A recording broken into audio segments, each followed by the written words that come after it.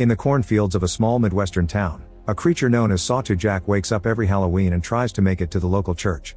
The locals know they must stop him if they don't want a disaster to happen, so they have a traditional ritual they repeat every year called the Run. All the town's teenage boys must go after Sawtooth Jack and kill him before midnight, then everyone gets to eat the candy hiding in his body among the organs. Whoever kills Sawtooth Jack is considered a hero and wins a house for his family, $25,000, a car, and permission to leave town, which usually is forbidden. They also think it blesses the harvest. Girls aren't allowed to join the run, and each family can only send one son. In 1962, a group of masked boys go out to hunt for the monster. One of them is standing alone on the road, very scared and unsure of how to proceed. Suddenly Sawtooth Jack appears behind him and the boy screams as he gets killed. Moments later, the boys find the burning body of their friend and see Sawtooth Jack standing in the middle of the cornfield. A furious Jim immediately starts chasing after him, and when the monster is about to reach the church, Jim catches up to him and beats him up to death. Then he grabs some candy from Jack's body, and after the others do the same, they howl and celebrate Jim's victory. Afterward, the Harvesters Guild throws a Halloween party to celebrate another successful run, and Jim is given all his prizes. His younger brother Richie asks him to take him with him, but Jim just offers a hug and an "I love you" before leaving town in his brand new car. A year later, Sheriff Jerry shows up at the school 5 days before Halloween to remind the teens how important the run is, showing pictures of the year they didn't kill Sawtooth Jack and the Black Duster destroyed their crops. Jim is often brought up as an example of a hero, which irritates Richie, who wants to join the run and can't because of the rules. Riley makes fun of him for wanting to volunteer when the others actually have no choice in the matter. Some of the teens think that Sawtooth Jack isn't real and is just an adult in costume, but Bud swears he saw him outside his window when he was a kid. Riley makes fun of him too, and this triggers a fight, but the adults quickly break it up.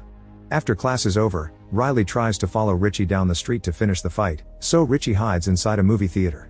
There he meets Kelly, who is new in town. They chat a bit and hit it off, but when Richie asks her to the Halloween dance, she explains she isn't allowed to go because she's black. Richie promises that he'll change that rule when he wins this year's run. Then he meets with his best friends Bud and Mitch, who heard some nasty rumors about Kelly, but Richie doesn't believe them. His friends also convince him that he's faster than his brother, so he should break the rules and join the run anyway. In the evening, Richie goes home and his parents Dan and Donna hand him a postcard from Jim, who they haven't seen since he won the run. Richie informs his parents that he'll join the run regardless of the rules, and an argument ensues during which Dan slaps his own son. This only makes Richie angrier, and he tells his parents they can't stop him. He runs to his room and escapes through the window to meet with Jim's ex and spend the night smoking. Meanwhile, in the cornfields, the farmer approaches an empty scarecrow stand and proceeds to carve a pumpkin. Then he climbs the stand, which isn't empty anymore. Now Sawtooth Jack is there wearing the pumpkin as a head. The next day, Riley finds Richie and starts beating him up before stealing his belt. This a beloved memory of Jim because the brothers used to wear matching belts, so a furious Richie tries to defend himself with a knife. However, Riley just beats him up again and leaves. Richie decides to go home and finds a letter from his brother in the mail. Jim apologizes for not contacting the family sooner and asks Richie not to join the run because their parents need him. Tired of being treated like a baby, Richie decides to steal a car and get out of town. However, as soon as he reaches the open road and crosses the bridge, Jerry blocks his way. Richie tries to run away, but he barely gets to leave the car when Jerry knocks him out. That night, all the parents lock up their kids in their room so they can't run and hide to avoid joining the run. The boys hit the doors and the walls in desperation and ask for food or a bathroom break, but their pleas are ignored. They must spend 3 days like that. It's a method to drive them crazy and make them hungry for the run. When Halloween night finally arrives, the farmer fills up Sawtooth Jack with candy and cuts his rope so he's ready to go. In town, all the teenage boys are finally released so they can take the streets and start the run. Richie wakes up in his bedroom and finds Dan telling him about a good job offer for his future, but Richie only wants the run. Both Dan and Donna try to stop him from leaving, but their pleas fall on deaf ears and Richie leaves the house. Meanwhile, Bud, Charlie, and Mitch take a truck to do the run with an advantage. Some boys accuse them of cheating, but Mitch quickly intimidates them until they go away. At that moment, Richie finally joins them, but before they can leave, the mean group comes back and starts damaging the truck. Once again, Mitch keeps them at bay and Richie distracts them with some food. Then the boys finally drive away. On their way out of town, they put on some masks and notice that the butcher is keeping hungry boys away by standing guard with a weapon in hand. Other boys also throw things at the truck for seeing it as cheating. When they reach the cornfields, most of the group is excited, but Bud is terrified because he still remembers the day he saw Sawtooth Jack outside his window. Unlike his friends, he doesn't want to do this. Suddenly, the truck hits something on the road and Mitch has to stop it to avoid crashing. The truck won't start, so they get out and take a look only to find the road empty. Then they notice there's candy near the cornfield and rush to start eating it, thinking the truck had hit Sawtooth Jack and they've already killed him. However, a noise makes them turn and they discover Sawtooth Jack is actually waiting in the middle of the field. The boys run towards him, but just in a matter of seconds, the monster kills Charlie and Bud. When Mitch tries to look for the bodies, he gets killed as well. Afterward, Sawtooth Jack stares at Richie and roars at him, causing the boy to start running away. He doesn't stop until he finds the empty stand and is shocked to find Kelly there, who is breaking the rules just like him. To Richie's surprise, they also see Bud running by. It turns out he had only been pretending to be dead to get out of this, and he rushes back to town. However, when he tries to enter his own house, his parents don't let him in and tell him to be a man because they need the money. While considering what to do, Bud is suddenly approached by Sawtooth Jack, so he starts running until he finds a shelter where some boys are hiding. They want to charge him actual cash to let him in, but Bud doesn't have any on him right now. The teens start arguing over whether they should open or not, but when they suddenly hear lots of yelling, a boy ignores the protests and opens the door anyway, only to find Sawtooth Jack killing Bud. On a window nearby, a little child screams as he sees Sawtooth Jack enter the shelter and kill all the teens, causing a shower of blood to come out of the door. Back to Richie and Kelly, they agree to work together, but they'll need better weapons. They return to town and sneak into Jerry's house to steal a gun and some beer. While they're there, Richie is shocked to see his dad looking scared and knocking desperately at Jerry's door, but he leaves when nobody answers. While Dan looks for Jerry in a neighbor's house, Richie and Kelly steal the police car as well. By the time Jerry comes out to yell at Dan, the kids are driving off and he only gets to shoot a window. Richie and Kelly hear a report on the car's radio about the monster being seen downtown, so they head there. On the main street, chaos has taken over as the teens break into stores to steal all the food they can find. The butcher tries to defend his business and even kills a few boys, but they overpower him and beat him to death before stealing his meat as well. Richie and Kelly are horrified by what they see, but before they can leave, they're found by Riley, who makes fun of Kelly for being a girl in the run and uses a slur to refer to her skin. Riley's gang buddy grabs Kelly, but Richie finally is angry enough to stand up for himself and beats both dudes down before threatening them with the gun. Kelly takes the chance to hit them with her club too, and before they leave, Richie takes back his belt. Meanwhile, the rest of the boys are starting to really lose it and even kill each other. Soon Sawtooth Jack finds a trio wandering alone and attacks again. Not far from there, Richie tells Kelly of the bad rumors he's heard about her and that he doesn't believe them, but Kelly confirms he did burn down an old guy's barn because he was a racist prick.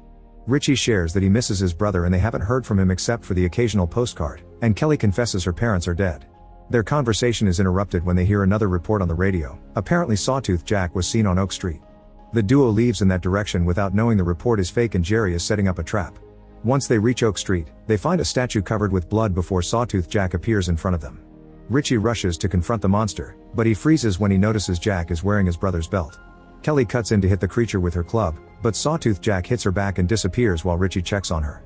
At that moment, a neighbor comes out and makes them leave by threatening to shoot.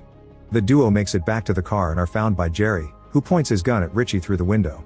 He insults Kelly's parents and reveals he killed them when they tried to leave the town. Furious, Kelly starts hitting him and causes him to shoot his gun. The shot ends up grazing the side of her head. Richie immediately pushes Jerry away and the duo leaves the car to escape. In the meantime, Sawtooth Jack goes to Jim's old house and sees all the messages on the wall from the 3 days Jim had been locked down in his room before the run. Screeching at the sight, the monster burns the whole building down. Not far from there, Dan meets with Jerry and tells him he can't do this. However, Jerry yells at him, explaining that the year they didn't do the ritual, he lost a beloved relative, so this town needs to be brave and do what it needs to be done. Dan cries but can't fight against a cop. Moments later, they arrive at Richie's home, where Donna is clearly spaced out because she took too much medicine. Richie starts asking questions about the previous winners, and they all have a similar future. They either went far away and haven't contacted their families, or they died in accidents. Getting suspicious, Richie guesses that Donna wrote the postcards and the letter, not Jim. He begs his mother for the truth, but Donna says this has to end and self-deletes instead. Her words confirm Richie's suspicions. The winners aren't living a great life somewhere fancy, they're sacrificed so that Sawtooth Jack can return in their bodies the following year. Kelly wants to leave town but Richie refuses, saying he must put an end to this. Downtown, the locals panic over the huge fire at Jim's old house. Jerry is approached by Riley, who tells him he saw Sawtooth Jack nearby, so Jerry pulls him into the car and gives him his gun with the hope of making him this year's winner. Richie and Kelly go to the church to wait for Sawtooth Jack and are surprised to find Dan inside. An argument ensues as Richie calls his father a monster, but Dan swears no parent knows anything until their son wins. Then they're sworn to secrecy by the Jerry and Harvesters Guild, who would kill them if they tried to leave or told anyone. Dan wants Richie to leave and let him do the fighting, but he has a breakdown when he hears his wife is dead. At that moment, the church's bell starts ringing and Sawtooth Jack appears outside. Richie rushes to receive him and calls him Jim, showing he means no harm. Unfortunately, Riley arrives and shoots the monster, so Kelly runs to hit him while Richie cradles Jack in his arms. Jerry cuts in as well and makes Riley try again, but after a second shot, Richie keeps Riley at bay by threatening him with his own gun. To Richie's shock, Sawtooth Jack grabs his hand and turns it around as a plea to end his suffering. Wanting this to end too, Richie apologizes to his brother and pulls the trigger. The boys rush to grab the candy and Jerry congratulates him for his success, but Richie only feels numb. Later during the party, Richie continues to be in a bad mood and ignores all the glee around him. However, when he sees Kelly arrive, he dances with her and kisses her, not caring about all the bigots judging them for being an interracial couple. Kelly secretly gives him a gun and they agree to run away together later. After the party, Richie leaves in his brand new car and ignores Jim's ex when she asks him to take her with him.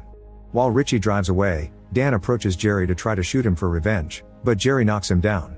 Moments later, Richie picks Kelly up and they start driving out of town. Soon Jerry appears in the police car and starts chasing them, so Richie tries to speed up. However, he almost crashes into another vehicle on the road and has to stop the car. Richie makes Kelly hide, then he gets out of the car, only for Jerry to make him walk into the cornfields at gunpoint. When they make it to the empty stand, Richie suddenly turns around and shoots Jerry twice to kill him. Unfortunately, this isn't over yet. The farmer shows up and hits Richie on the head to make him fall on the grave he's already dug. Richie takes out his knife and asks for mercy, but the farmer breaks his hand and then starts burying him alive. After he's finished, the farmer leaves, revealing he had been in the vehicle that blocked Richie's car. Once she's sure she's alone, Kelly finally comes out of hiding and is found by Dan, who tells her to take the chance to leave town. Crying her heart out, Kelly escapes without any more interruptions. A year later, the farmer digs out Richie's body and gets the pumpkin ready, which slowly becomes the boys' new Sawtooth Jack head. On Halloween night, Dan shows up and frees the monster, still calling him Richie.